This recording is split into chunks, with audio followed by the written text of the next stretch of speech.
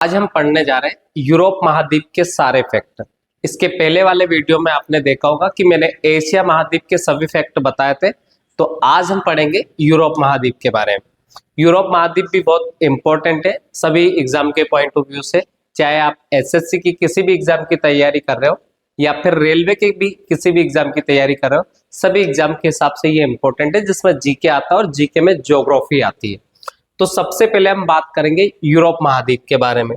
तो यूरोप महाद्वीप की लोकेशन हम देख लेते हैं। आपको ये मैप दिखाई दे रहा होगा।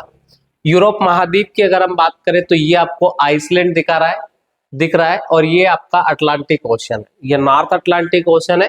इधर हम देखें तो ये रशिया वाला भाग है और ये काला सागर है, और उसके बाद में अगर हम देखें तो ये भूमध्य सागर है। भूमध्य सागर के ऊपर आपका यूरोप है और यूरोप के ऊपर आप देखेंगे तो यह आर्कटिक महासागर है। तो यूरोप के अगर पूर्व में देखेंगे तो हम एशिया है। ये रशिया का आधा भाग आपको इसमें दिखाई दे रहा है, क्योंकि आधा रशिया हमारे यूरोप में आता है और आधा रशिया हमारे एशिया में आता है। तो ये आपका रशिया है, रशिया के इधर पूर्व है। आप पूर्व में देखेंगे तो एशिया महाद्वीप आता है और इसके पश्चिम में देखेंगे तो यहाँ पर अटलांटिक ओशन दिखेगा, और अटलांटिक ओशन के इधर अगर आप देखेंगे तो वहां पर नॉर्थ अमेरिका आ जाता है। इसके नीचे देखेंगे तो आपको ये जो हिस्सा दिखाई दे रहा है थोड़ा सा, ये अफ्रीका महाद्वीप है। इसके ऊपर क्या है तो इसके ऊपर है आर्कटिक महासागर, और इसके नीचे क्या है तो आपको नीचे भूमध्य सागर दिखाई दे रहा होगा, और उसके बाद में ये काला सागर दिखाई दे रहा है, और ये सारा आपको याद होना चाहिए। तो यूरोप के उत्तर में देखेंगे तो आर्कटिक ओशन है, नीचे देखेंगे तो भूमध्य सागर है, और उसके भी नीचे देखेंगे तो आपका अफ्रीका महाद्वीप है। इसके पूर्व में देखेंगे तो एशिया महाद्वीप है। ये चीज आपको याद रखना है। पश्चिम में देखेंगे तो देश की बात करें, मतलब महादेश की बात करेंगे तो नॉर्थ अमेरिका है, और अगर वाटर बॉडी की बात करेंगे तो आपका अटलांटिक ओशन। ये चीज आपको पता होना चाहिए। यहाँ पर आपको कुछ मैं कंट्री बता देता हूँ। तो यहाँ पर आपको पुर्तगाल दिखाई दे रहा है, ये आपका स्पेन है, ये आपका फ्रांस है, ये आपका यूके। यूके का फुल फॉर्म आपको पता ही होगा, यूनाइटेड अरब किंगडम। ये आपको यहाँ पर इंग्लिश चैनल दिखाई देगा, क्योंकि अभी हम इंग्लिश चैनल पढ़ेंगे। तो ये आपका इंग्लिश चैनल हो जाएगा। ये आपका यूके, मतलब आपका जो ब्रिटेन है वो यहीं पर आपको मिलेगा। ये आपका आयरलैंड है, और उसके बाद में ये आपका डेनमार्क है, ये नॉर्वे है, ये स्वीडन है, ये आपका फिनलैंड है। हम इनको पढ़ेंगे, मतलब इनके फैक्ट आएंगे। ये पोलैंड है, ये बेलारूस है, और ये आपका यूक्रेन है। ये आपका यूक्रेन दिखाई दे रहा था आपको, ये रशिया है। इन दोनों के बीच में भी युद्ध चल रहा है। तो ये आपका रशिया, ये आपका यूक्रेन, ये बुल्गारिया है, ये हंगरी है, ये ऑस्ट्रिया है। ऑस्ट्रिया का मतलब ऑस्ट्रिया ऑस्ट्रेलिया से अलग है। ऑस्ट्रेलिया खुद एक महाद्वीप भी है और एक देश भी है, और ये ऑस्ट्रिया है, ये आपका इटली है। तो ये प्रमुख जो देश मैंने आपको बता दिए। ये आपका ऊपर स्वीडन है, ये आपका फिनलैंड है, ये आपका नॉर्वे। नॉर्वे को मध्य रात्रि का सूर्य भी निकलता है यहाँ पर। तो ये सारे फैक्ट हम आज पढ़ने जा रहे हैं। तो चलते हैं पहले फैक्ट पर। तो सबसे पहले यूराल और काकेशस पर्वत। तो यूराल एवं काकेशस पर्वत एशिया महाद्वीप को यूरोप महाद्वीप से अलग करते हैं। पर्वत की अगर हम बात करें, वैसे देखा जाए तो वाटर बॉडी से भी अलग होता है, और स्थलीय सीमा तो एशिया और यूरोप की बिल्कुल नजदीक ही है। तो यूराल और काकेशस पर्वत एशिया और यूरोप को अलग करते हैं। यह महाद्वीप एशिया के पश्चिम में है, क्योंकि इसके पूर्व में एशिया है। मैंने अभी आपको बताया आर्कटिक वृत्त इससे होकर गुजरता है, क्योंकि ये ऊपर ही ऊपर है, उत्तरी ध्रुव के पास में, और तीन तरफ से जल से घिरा है। अब कोई चीज तीन तरफ से अगर जल से घिरी होती है तो उसे हम प्रायद्वीप कहते हैं। इस महाद्वीप में 46 देश है, और ये विश्व का सर्वाधिक नगरीकृत महाद्वीप है। ये सारे के सारे इंपॉर्टेंट फैक्ट है। यूरोप महाद्वीप को प्रायद्वीपों का प्रायद्वीप भी कहा जाता है। देखो सारे फैक्ट में रिपीट करा रहा हूं। यूराल और काकेशस पर्वत, यूराल और काकेशस पर्वत इसे एशिया से अलग करते हैं। इसके पूर्व में देखा जाए तो एशिया है, और ये एशिया के पश्चिम महाद्वीप में है। इससे आर्कटिक वृत्त होकर गुजरता है, ये सब क्लियर है। तीन तरफ से पानी से या जल से घिरा होने के कारण इसे प्रायद्वीपी महाद्वीप भी कहा जाता है। इसमें 46 देश है, और ये विश्व का सर्वाधिक नगरीकृत देश है। सर्वाधिक नगरीकृत का मतलब है कि ज्यादातर यहाँ पर सिटी है। सबसे ज्यादा ग्रामीण सभ्यता वाला या गांव वाला महाद्वीप आप बात करें तो वो अफ्रीका है। यूरोप महाद्वीप को प्रायद्वीपों का द्वीप भी कहा जाता है। प्रायद्वीपों का द्वीप क्यों कहा जाता है? क्योंकि ये तीन तरफ से ज्यादातर इसके कंट्री है वो काय में घिरे पानी से। आप इस मैप में भी देखेंगे तो आपको यह दिखेगा पूरा का पूरा ये इसमें तीन तरफ से लगभग ज्यादातर कंट्री तीन तरफ पानी से घिरे हैं, क्योंकि इसमें अटलांटिक ओशन घुसा हुआ है अंदर तक। तो इस वजह से इसे प्रायद्वीपों का द्वीप भी कहा जाता है। उसके बाद में ये सारे के सारे फैक्ट इंपॉर्टेंट है। यूराल और काकेशस पर्वत इसको एशिया से अलग करता है। एशिया इसके पूर्व में है और ये एशिया के पश्चिम में है। उसके बाद 46 देश इस महाद्वीप में, तीन तरफ से जल से घिरा होने के कारण इसे प्रायद्वीपीय महाद्वीप भी कहते हैं और सबसे नागरिकरत महाद्वीप है। 46 देश इस महाद्वीप के अंतर्गत आते हैं।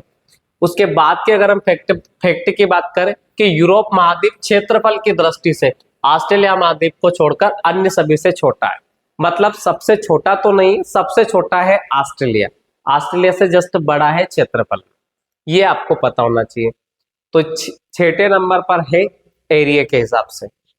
यूरोप महाद्वीप के उत्तर में उत्तरी ध्रुव सागर है, या आप नॉर्थ पोल बोल दीजिएगा, नॉर्थ पोल पे उत्तरी ध्रुव सागर है। दक्षिण में भूमध्य सागर है, अपन देख चुके हैं, और काला सागर है। तथा पश्चिम में अंध महासागर है, इसको हम अटलांटिक ओशन भी कहते हैं।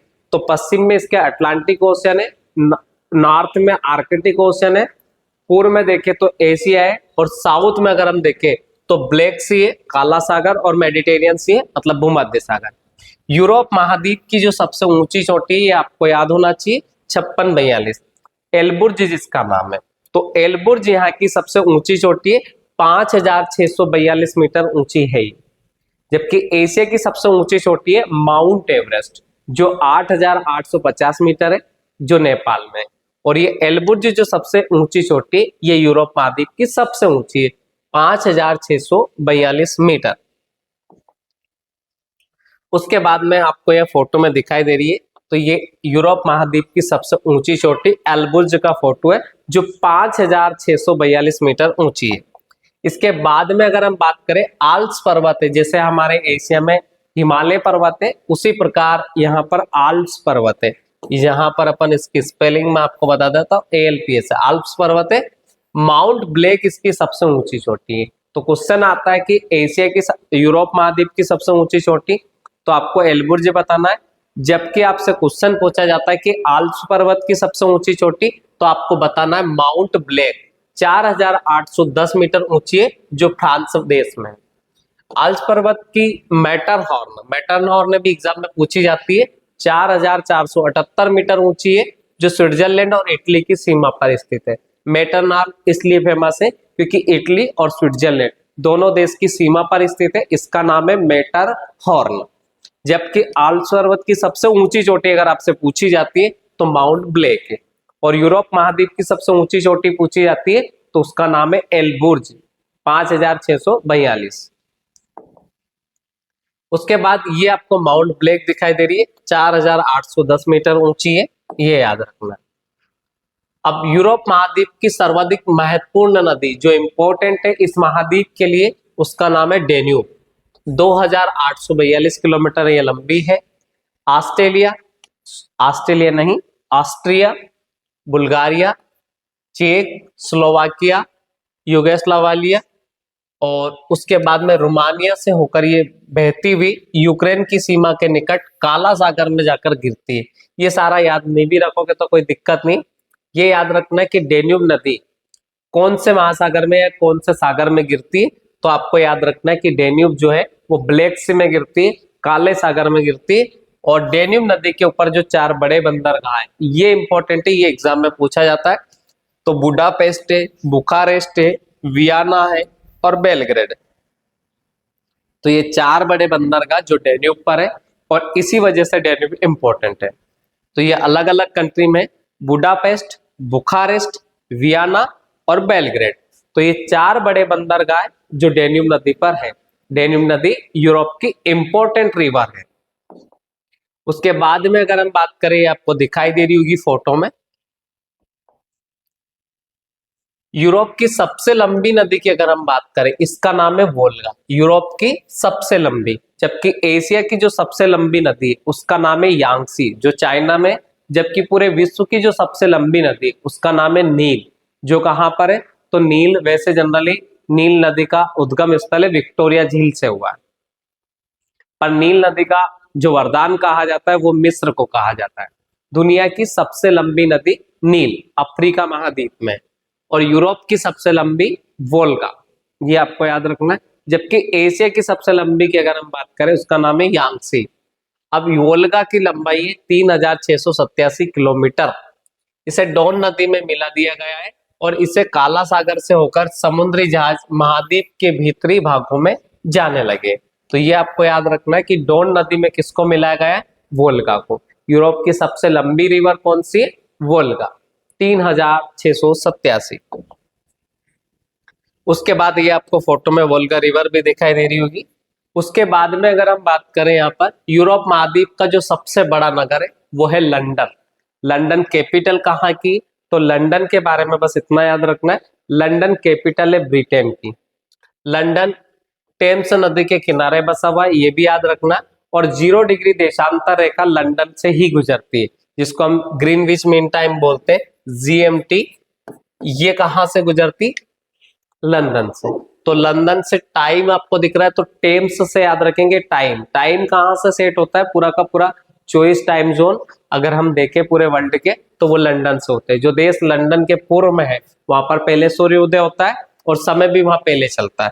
जो लंदन के पश्चिम में वहां पर सूर्य बाद में उदय होता है और वहां पर समय भी बाद में चलता है। जैसे हमारा भारत लंदन से पहले तो 5.5 घंटे पहले सूर्योदय भारत में होता है लंदन की अपेक्षा, जबकि अमेरिका में लेट होता है। तो भारत की अपेक्षा अमेरिका में लगभग 12 घंटे का गैप रहता है। तो यूरोप महाद्वीप का जो सबसे बड़ा नगर है वो है लंदन। लंदन कौन सी नदी के किनारे बसा हुआ है, तो आपको याद होना चाहिए टेम्स नदी के किनारे बसा हुआ है। और यह भी याद रखना है कि 0 डिग्री देशांतर रेखा कहां से गुजरती है, तो लंदन से गुजरती है, ये आपको पता होना चाहिए। जो देश लंदन से पूर्व में वो पूर्वी देशांतर में स्थित है, जो पश्चिम में उन्हें हम पश्चिमी देश बोलते हैं, पश्चिमी देशांतर में जो स्थित है। ये आपको मैप में दिख भी रहा होगा। अब हम बात करने जा रहे हैं फ्रांस के बारे में। फ्रांस से रिलेटेड बहुत सारे फैक्ट होते हैं, ये आपको याद होना चाहिए। सबसे पहले अगर हम बात करें फ्रांस की, तो फ्रांस की राजधानी है वो पेरिस। पेरिस का नाम सुना होगा आपने। पेरिस में इस बार के जो ओलंपिक भी हुए, और अभी तक पेरिस 3 बार ओलंपिक करा चुका है, ये आपको पता होना चाहिए। तो अभी लेटेस्ट में 2024 में पेरिस में ओलंपिक हुए, ये आपको याद होना चाहिए। और पेरिस में दुनिया का सबसे ऊंचा टावर भी, जिसका नाम है एफिल टावर। और पेरिस के बारे में बात करें तो पेरिस सीन नदी के किनारे बसा हुआ है। किसके किनारे बसा हुआ है, सीन नदी के। जबकि लंदन टेम्स के किनारे और पेरिस सीन के किनारे, ये आपको पता होना चाहिए। पेरिस की राजधानी कहाँ की, फ्रांस की। ये विश्व का सबसे सुंदर नगर माना जाता है। तो विश्व का सबसे ब्यूटीफुल सिटी कौन सी है, पेरिस। फैशन की नगरी भी पेरिस को कहते हैं। फैशन समझते होंगे, तो सबसे पहले फैशन का आती है पेरिस में, तो फैशन की नगरी भी इसे कहा जाता है। और कौन यहाँ पर एक सिटी है, तो वहां पर फिल्म फेस्टिवल होते हैं हर साल। तो कौन फिल्म फेस्टिवल भी फ्रांस के शहर में होते हैं, और ये उसी के लिए जाना जाता है, कौन फिल्म फेस्टिवल। यहाँ पे दुनिया की तमाम जो बड़ी लेवल की फिल्में होती है वो सम्मानित की जाती है। तो यहाँ पे दुनिया के जितने भी सितारे होते हैं, हॉलीवुड, बॉलीवुड, टॉलीवुड, सारे लोग यहाँ पे पहुंचते हैं। तो आपको याद होना चाहिए कि फ्रांस की राजधानी है पेरिस, फैशन की नगरी से कहा जाता है। उसके बाद में सीन नदी के किनारे बसा हुआ है। दुनिया का सबसे ऊंचा टावर एफिल टावर यहीं पर है। विश्व का सबसे सुंदर नगर इसे माना जाता है। और सबसे महंगी शराब जो शैंपेन होती है वो यहीं पर बनती है, ये भी आपको पता होना चाहिए। और फ्रांस के बारे में बात करें तो फ्रांस को सुरा एवं सुंदरियों का देश भी कहा जाता है। सुरा एवं सुंदरियों का देश भी इसे कहा जाता है।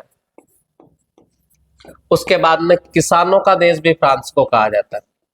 किसका, किसानों का। समुद्रों की रानी भी इसे कहा जाता है। समुद्रों की रानी भी इसे कहा जाता है फ्रांस को। उसके बाद में आपको यह भी पता होना चाहिए कि लघु यूरोप भी इसे कहा जाता है। लघु यूरोप, मेरी राइटिंग ऐसी है, आप उसका लोड नहीं लेना। तो लघु यूरोप भी इसे कहा जाता है। समुद्रों की रानी कहा जाता है, किसानों का देश कहा जाता है, हाइन तटों का देश भी इसे कहा जाता है। हाइन तटों का देश, ये इसी के फैक्ट, ये सारे के सारे फैक्ट इंपॉर्टेंट है। लघु यूरोप कहा जाता है, क्योंकि ये आत्मनिर्भर भी है, खेती में, कृषि में, सब में, प्रोडक्शन में आत्मनिर्भर भी।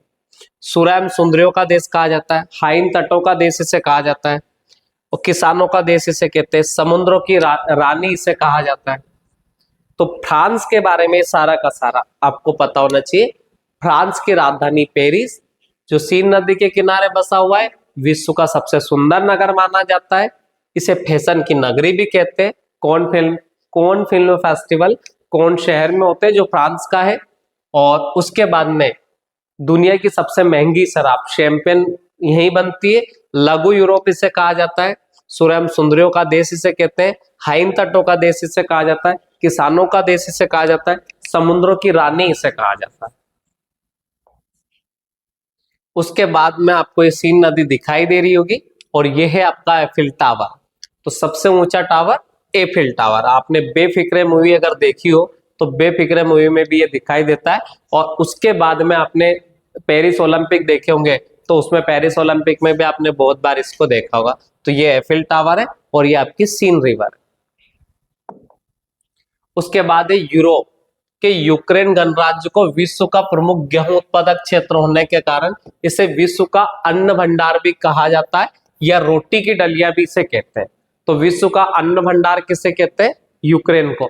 और रोटी की डलिया भी इसे कहते हैं। याद रखना, यूक्रेन की जो राजधानी है वो कीव है, और यहाँ पर जेलेंस्की अभी प्रेसिडेंट है, और जेलेंस्की प्रेसिडेंट है, और यूक्रेन और रशिया का अभी युद्ध चल रहा है। तो रशिया और यूक्रेन के बीच में युद्ध चल रहा है, ठीक है। रशिया ऊपर है, यूक्रेन इधर नीचे। यूक्रेन को विश्व का अन्न भंडार, रोटी की डलिया भी कहा जाता है। इटली विश्व का दूसरा सर्वाधिक अंगूर उत्पादक देश है। तो अंगूर उत्पादक देश है इटली।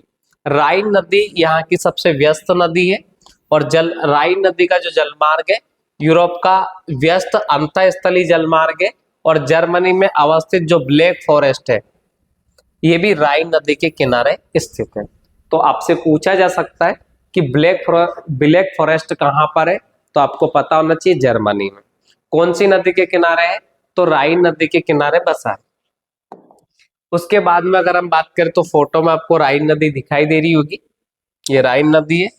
उसके बाद में यूरोप का जो सबसे महत्वपूर्ण रेल मार्ग है ओरिएंट रेल मार्ग है। जैसे एशिया का सबसे महत्वपूर्ण रेल मार्ग हमने देखा था, उसका नाम था ट्रांस साइबेरियन, लेनिनग्राड से व्लादिवोस्टॉक तक वो था। ये ओरिएंट रेल मार्ग है, जो आपको याद रखना फ्रांस के पेरिस से लेकर तुर्की के कुस्तुनतिया तक।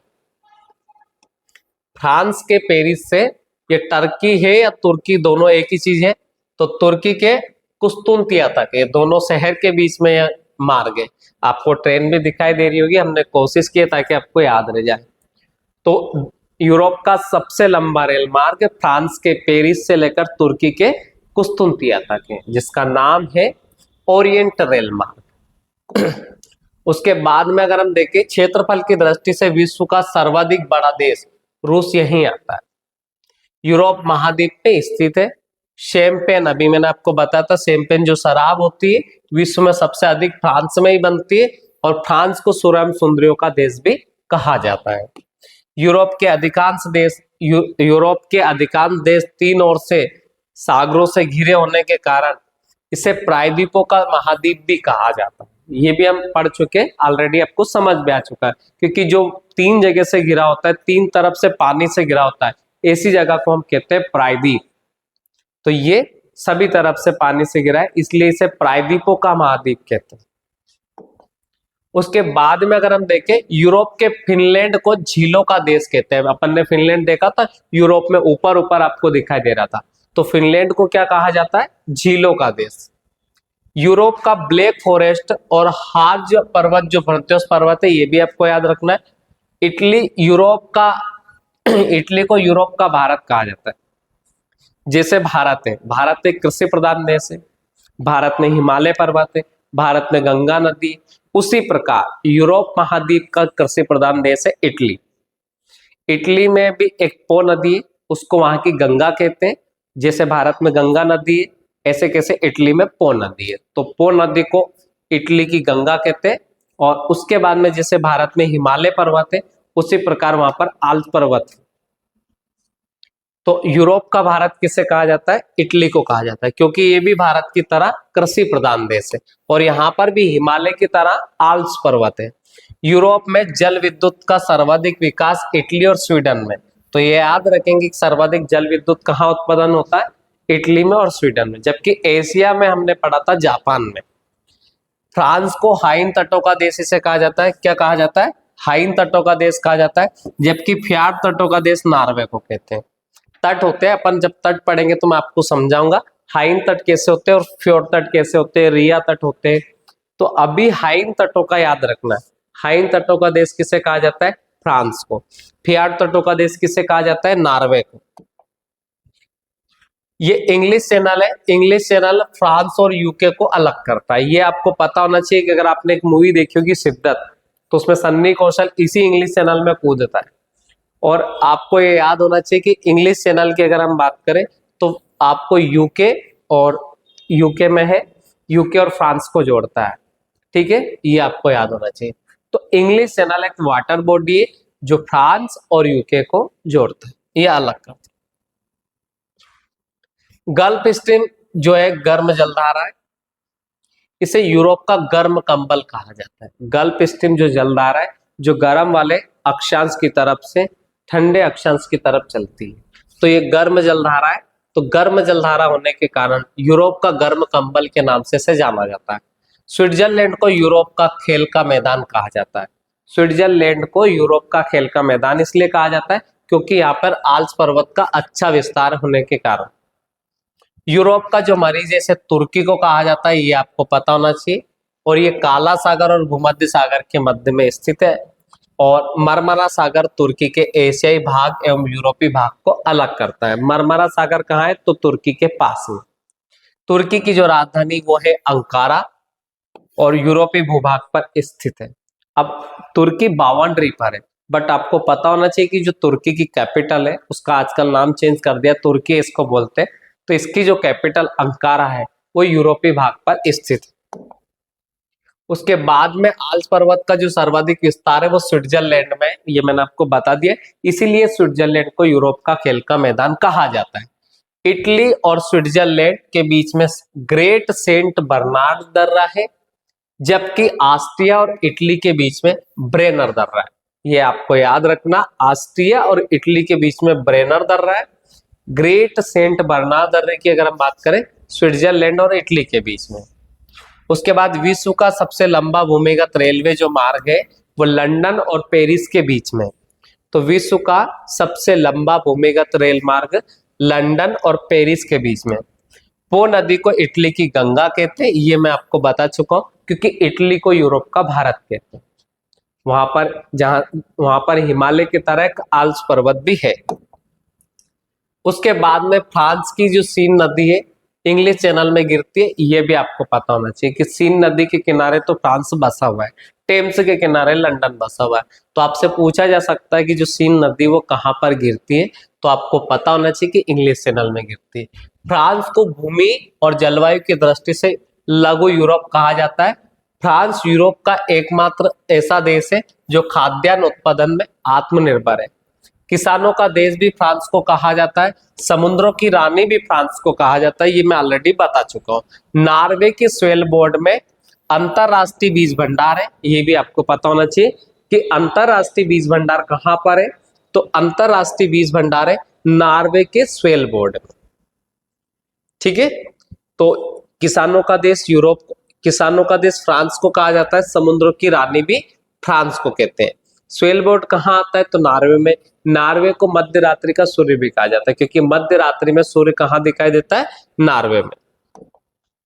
उसके बाद में अगर हम बात करें, ये तो आपको याद रखना नहीं, मास्को को 5 सागरों का पत्तन कहा जाता है। मतलब पत्तन का मतलब होता है पोर्ट, क्योंकि कई बच्चों को समझ में नहीं आता कि पत्तन क्या होता है। तो पत्तन का मतलब होता है पोर्ट। और ये पोर्ट है, एक तो कैस्पियन सागर, काला सागर, बाल्टिक सागर, खेत सागर और लाडोगा जी। तो ये 5 सागर है, इनको 5 सागरों का पत्तन किसे कहा जाता है? मास्को को। मास्को क्या है? कैपिटल है रशिया की। तो रशिया की कैपिटल आपको पता होना चाहिए, क्योंकि वहां के जो राष्ट्रपति है उनका नाम है व्लादिमीर पुतिन। रशिया की जो करेंसी की बात करें वो है रूबल। रशिया की राजधानी की बात करें मॉस्को, जो मोस्कवा नदी के किनारे। तो 5 सागरों का पत्तन इसे कहा जाता है, कैस्पियन सागर का, काला सागर का, बाल्टिक सागर का, खेत सागर का और लाडोगा झील का। एंटवर्प जो बेल्जियम में आता है, विश्व का हीरा व्यापार का प्रमुख केंद्र इसे कहा जाता है। तो सबसे ज्यादा हीरा व्यापार का होता है बेल्जियम के एंटवर्प। डोनेट्रस के यूक्रेन का सबसे बड़ा कोयला उत्पादक क्षेत्र है और यह यूक्रेन के पूर्वी भाग में स्थित है और डोनबास क्षेत्र भी कहा इसे जाता है। तो ये यूक्रेन से रिलेटेड है, तो आप याद रख सकते हो। यूक्रेन की राजधानी जरूर पता होना चाहिए आपको कि कीव है। तो यूरोप महाद्वीप के जितने भी इंपॉर्टेंट फैक्ट मुझे लगे वो मैंने आपको इस वीडियो में कवर कर दिए और इसके बाद में अफ्रीका महाद्वीप आपको पढ़ाऊंगा। ये जस्ट आ ही गया हमारा अफ्रीका महाद्वीप। तो अगले वाले वीडियो में मैं आपको अफ्रीका महाद्वीप के सभी फैक्ट बताऊंगा। धन्यवाद।